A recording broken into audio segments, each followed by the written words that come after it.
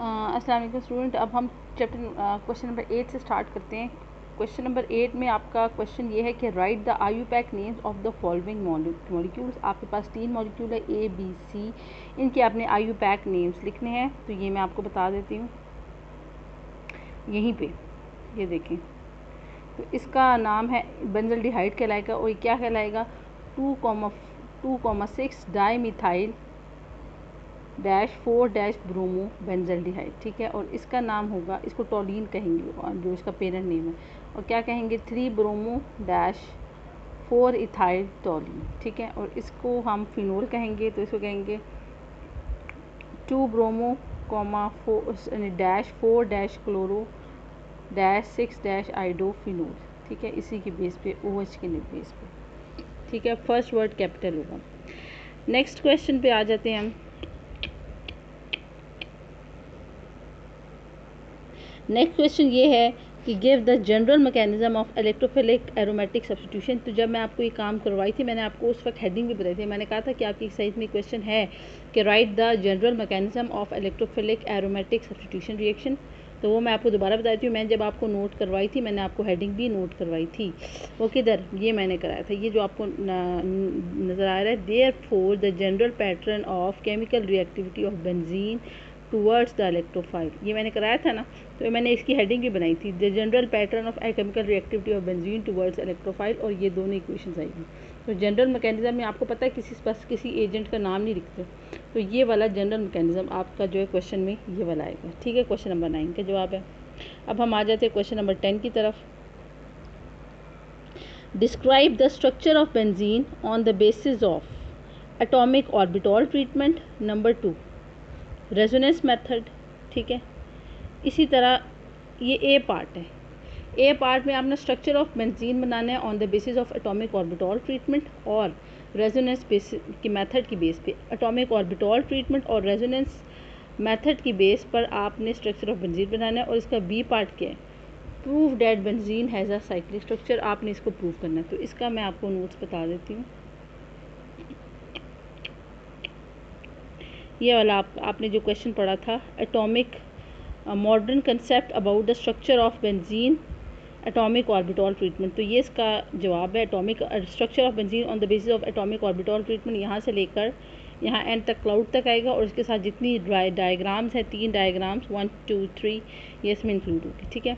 इसी तरह उन्होंने बताया describe the structure of benzene on the basis of resonance method, तो इसमें ये वाला रेजोनेंस मेथड यहाँ इसके साथ एक दोबारा बताती हूँ, जितनी मैंने आपको हेडिंग बताई थी वो सारी इंक्लूड होगी। ये सारा इसके साथ सारी डायग्राम्स भी इंक्लूड होगी, जो मैंने हेडिंग जो डायग्राम्स बताई थी सारी इंक्लूड है इसमें। ये वाली डायग्राम भी इंक्लूड होगी, ठीक है।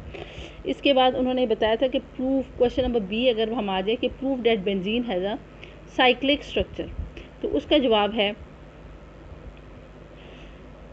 आपने प्रूफ कैसे करना है बेंजीन। पहले तो आपने ये प्रूफ करना है कि बेंजीन का स्ट्रेट चेन स्ट्रक्चर नहीं है। आप बेंजीन का साइक्लिक स्ट्रक्चर कैसे प्रूव करेंगे, पहले तो आप उसमें ये लिखेंगे कि आपने ये साबित करना है कि benzene does not have a cyclic structure. तो आप इसमें क्या करेंगे, straight chain structure ruled out, ये वाली हेडिंग आपको नज़र आ रही है।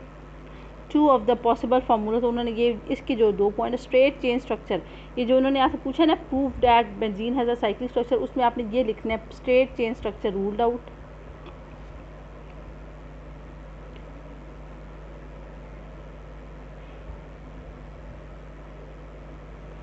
तो ये इसके अंदर आपने लिखना है, ठीक है।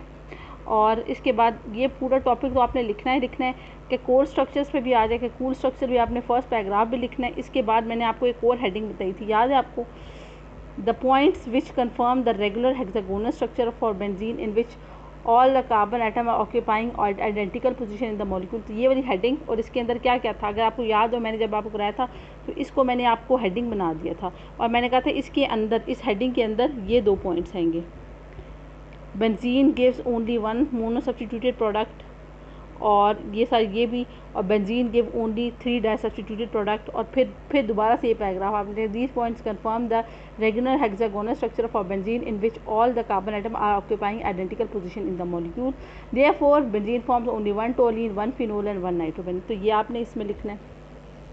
अब हम क्वेश्चन नंबर 11 पे आ जाते हैं।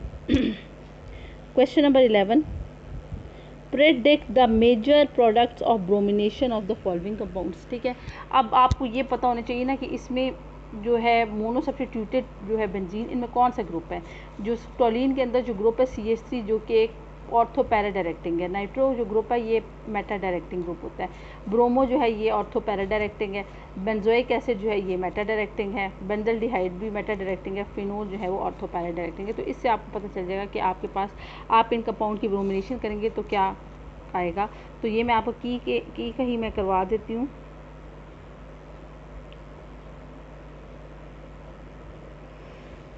वही बात है कि आपने लिए टोलीन को लिया है। ठीक है, आपने इसकी ब्रोमिनेशन की है।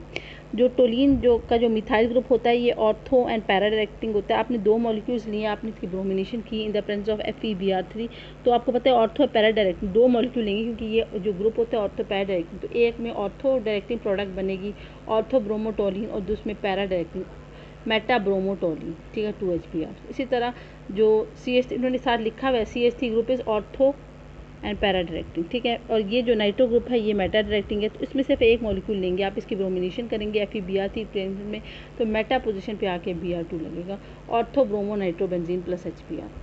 इसी तरह नाइट्रो ग्रुप उन्होंने कह दिया मेटा डायरेक्टिंग है। Then 2Br। अब आपको पता है ब्रोमीन जो है ये फिर ऑर्थो एंड पैरा डायरेक्टिंग है। तो आप 2 मॉलिक्यूल लेंगे 2B और मॉलिक्यूल भी इधर ब्रोमीन के भी 2 मॉलिक्यूल लेंगे, ब्रोमो बेंजीन के भी 2 मॉलिक्यूल लेंगे। ठीक है, इधर भी ऊपर भी 2 मॉलिक्यूल आपने लिए थे।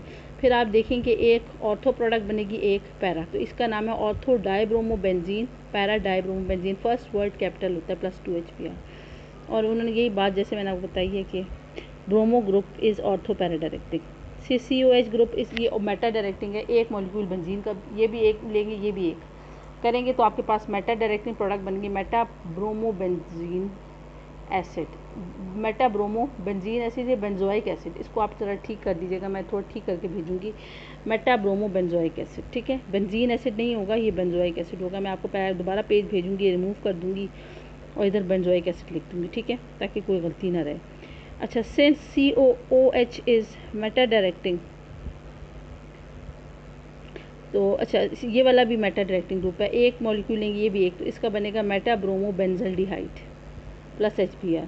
अब ये OH ग्रुप है, ये ऑर्थो पैरा डायरेक्टिंग है। आप इसके भी 2 मॉलिक्यूल लेंगे, इसके भी 2 मॉलिक्यूल, तो ये वाला ऑर्थो ब्रोमोफिनोल बनेगा, पैरा ब्रोमोफिनोल बनेगा। ठीक है, तो OH group is ortho and para directing group. अच्छा, इसके बाद हम दोबारा आ जाते हैं क्वेश्चन नंबर 12 पर। Question number 12, how will you prepare the following compound from benzene in 2 steps. 2 steps में कैसे बनाएंगे। अगर आप मेटा प्रोडक्ट बनाना चाहते हैं तो इसके लिए ज़रूरी है कि बेंजीन पे जो पहले से मौजूद जो ग्रुप हो वो मेटा डायरेक्टिंग हो, यानी पहले आपने बेंजीन की नाइट्रेशन करनी है ताकि उसको नाइट्रो ग्रुप आए, फिर आप क्लोरिनेशन करेंगे। ठीक है, और अगर आप पैरा प्रोडक्ट बनाना चाहते हैं तो उसके लिए ज़रूरी है कि बेंजीन के ऊपर जो पहला ग्रुप आएगा वो पैरा डायरेक्टिंग, यानी इस केस में आप पहले बेंजीन की क्लोरिनेशन करेंगे फिर आप उसकी नाइट्रेशन करेंगे। ठीक है, बात समझ आ गई, क्योंकि क्लोरीन ग्रुप जो है वो para directing ortho and para directing है। तो ये हम की से भी आंसर्स देख लेते हैं।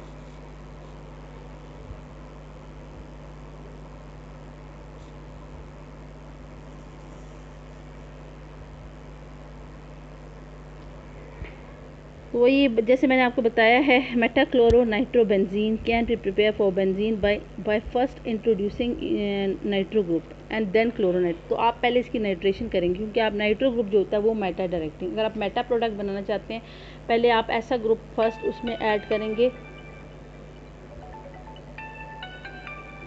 तो फर्स्ट इस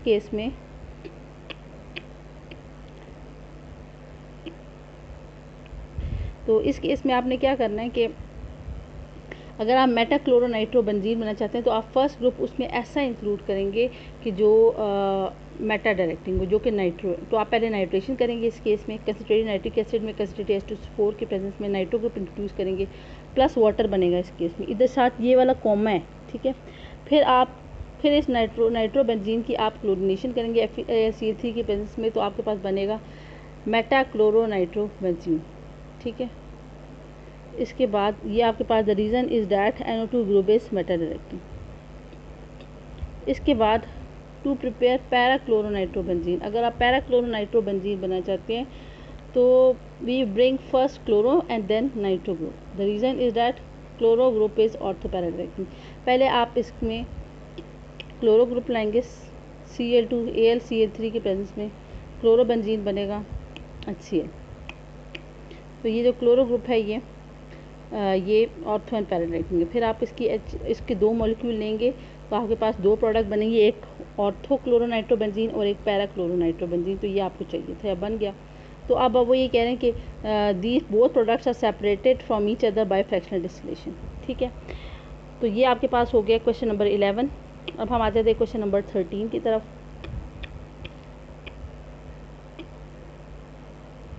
क्वेश्चन नंबर 13 आपका है complete the following reaction also mention the conditions. ठीक है, ये आपके पास है एक में, इसमें आपने कंप्लीट भी करना है, कंडीशंस भी मेंशन करनी है, यानी पूरा बैलेंस वगैरह करना है। ठीक है, जहाँ जहाँ कंडीशंस की ज़रूरत है। तो ये हम कर लेते हैं।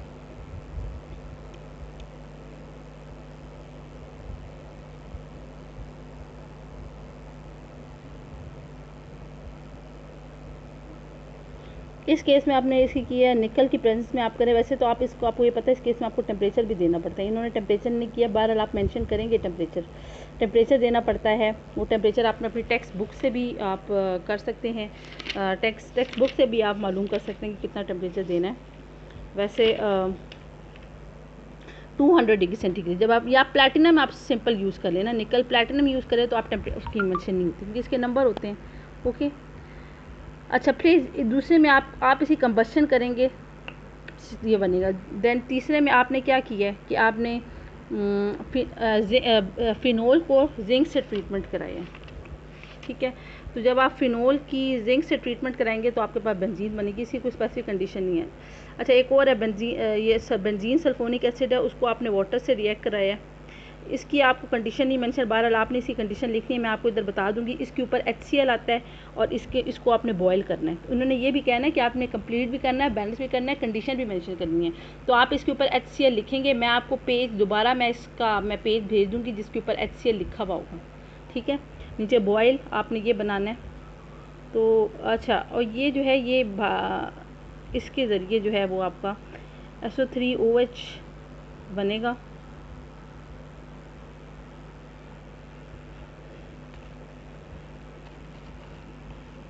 H2SO4। अच्छा,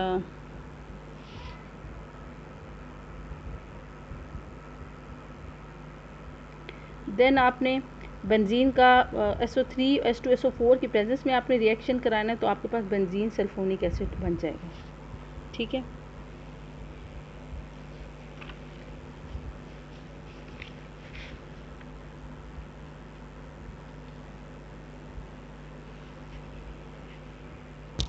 तो ये वाला आपका क्वेश्चन नंबर 13 हो गया। अब हम आते हैं क्वेश्चन नंबर 14 की तरफ।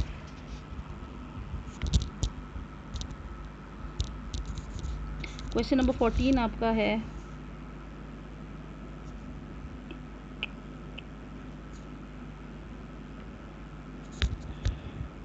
detail out 3 reaction in which benzene behave as it is a saturated hydrocarbon and 3 reaction in which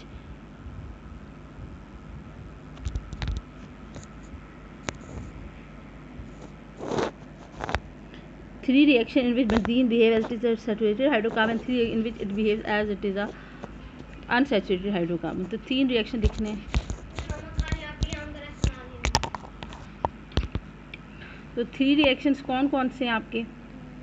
वो 3 रिएक्शन जो है जिसमें 3 सब्स्टिट्यूशन रिएक्शन है, क्योंकि सैचुरेटेड जो कार्बन है वो सब्स्टिट्यूशन रिएक्शन देते हैं ना, और 3 आप एडिशन रिएक्शंस लिखते हैं, क्योंकि जो अनसैचुरेटेड होते हैं वो ही एडिशन रिएक्शन देते हैं। तो आपके वो 3 रिएक्शन क्या है? हैलोजिनेशन, मैं आपके साथ पिक्चर्स भी भेज दूँ, आपने मज़ीद डिटेल भी लिखनी है इनकी, सिर्फ यहाँ तक नहीं लिखना।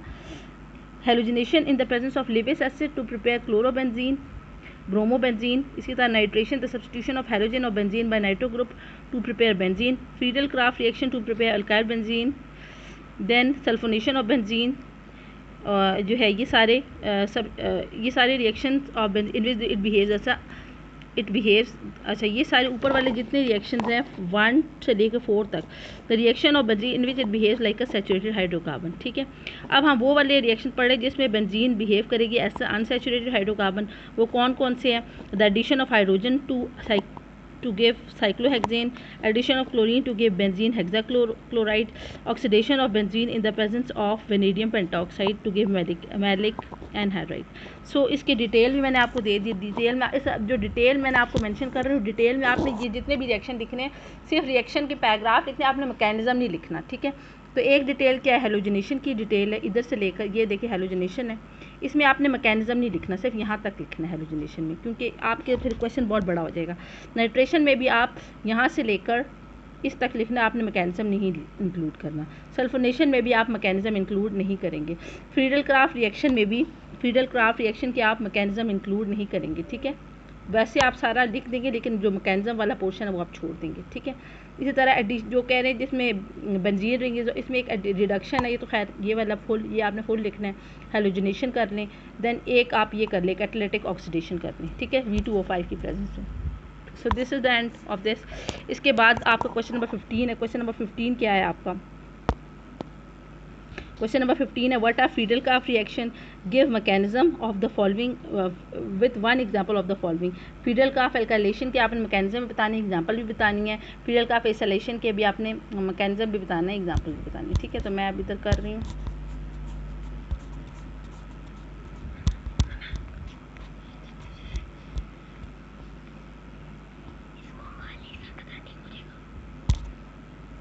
तो इसमें ना पूरा मैंने आपको टॉपिक जब करवाया था फ्रीडल क्राफ्ट, मैंने आपको सारी हेडिंग बताई थी। This is the definition of Friedel craft reaction. फिर मैंने अल्काइलेशन की भी डेफिनेशन आपको नोट कराई थी। मैंने आपको ये जनरल रिएक्शन की बताई थी। फिर ये मैंने आपको मैकेनिज्म, इसमें आपका मैकेनिज्म भी लिखना है, ये मैकेनिज्म क्योंकि आपको इस क्वेश्चन में पूछा गया है। फिर एग्जाम्पल भी मैंने आपको हेडिंग नोट कराई थी। फ्रीडल क्राफ्ट एसाइलेशन की भी डेफिनेशन, एग्जाम्पल, मैकेनिज्म, ये ऊपर वाले 1 2 3 मैकेनिज्म में आ रहा है और ये एग्जाम्पल में आ रहा है। तो ये सारा आपका, this is the end of your exercise.